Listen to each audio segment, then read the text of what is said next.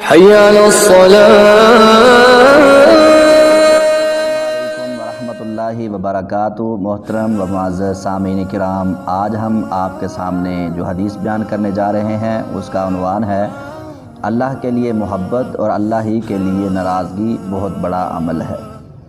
آپ صلی اللہ علیہ وسلم کے پیارے صحابی حضرت ابو ذر رضی اللہ تعالیٰ عنہ بیان فرماتے ہیں کہ آئے ہمارے پاس رسول اللہ صلی اللہ علیہ وسلم اور فرمانے لگے اتدرون ای الاعمال احب الی اللہ تعالی؟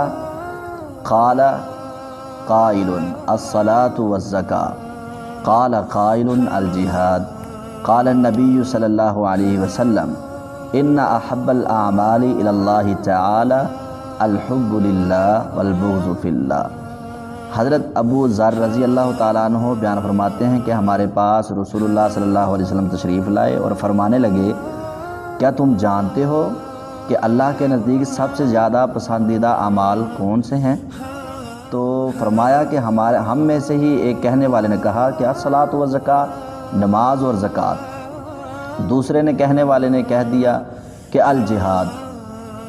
تو رسول اللہ صلی اللہ علیہ وسلم نے فرمایا نہ نماز، نہ زکوٰۃ اور نہ جہاد، بلکہ ان احب الاعمال الی اللہ تعالی، سب سے زیادہ پسندیدہ اعمال اللہ تعالیٰ کے نزدیک الحب للہ، کسی کے ساتھ اللہ ہی کے لیے محبت رکھنا، والبغض فی اللہ، اور اللہ ہی کے لیے ناراضگی رکھنا، یہ سب سے زیادہ پسندیدہ اعمال ہیں اللہ کے نزدیک۔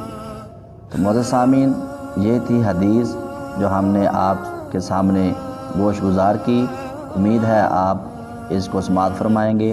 جزاک اللہ خیرہ و احسن الجزاء فی الدنیا والآخرہ۔